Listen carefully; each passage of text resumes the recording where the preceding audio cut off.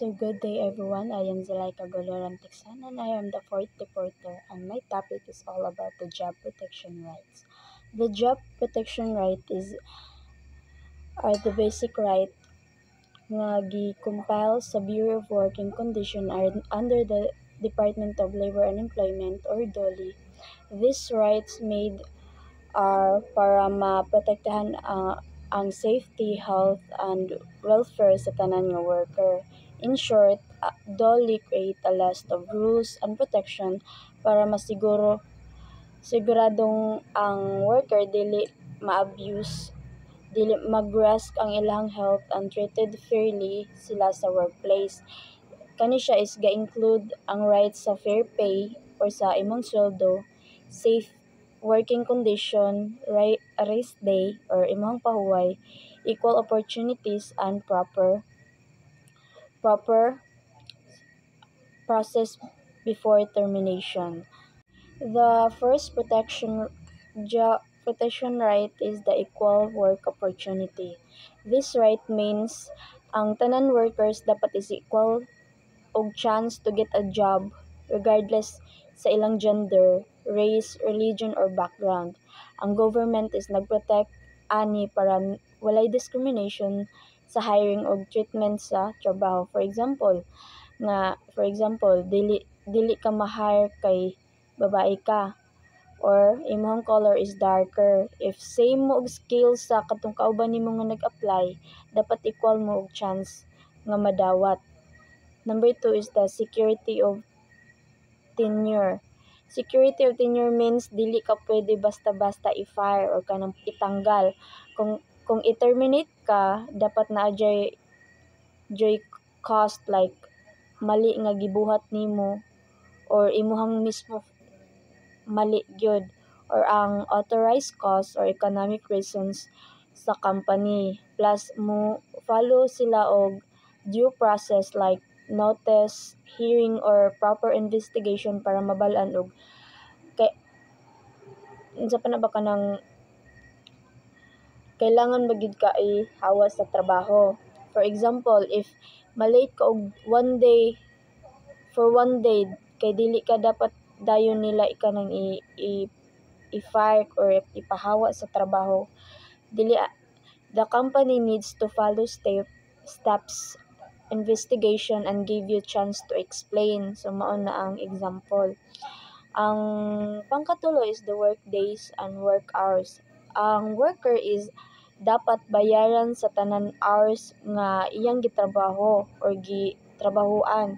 Kung imong trabaho kay between 10 PM to 6 AM, naay night shift pay. If mo exceed ka og 8 hours, dapat naay overtime pay. For example, kung ang imong shift is 8 hours unya gi-extend ka og 3 hours kay daghan og customers, dapat na kay OT or overtime payment kay dili na libre ang panahon karon. Work is work. Number 4 is the weekly rest. Kani siya is every employee dapat da sila pahuway isa ka adlaw after 6 days nga sige sila work or nag-work sila straight 6 days. Ang employer may schedule siya ani pero dapat na siya consultation with the workers para fair siya nga unsa pa na rest day. Ang example anis kung nag-work kag like for example nag-work kag Monday to Saturday, dapat na kay full nga rest sa Sunday or imuhang day off. Mo na siya ang weekly rest.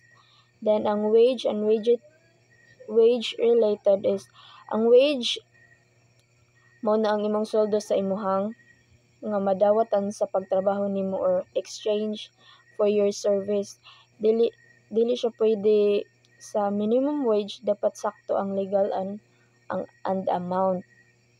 Kung for example, kung ang imuhang wage is for 450 a day, dili ka pwede suldan og 250 kay training pa daw ka. Ayan. So dapat dili kulang, dapat on time full siya. Then is ang payment of wages.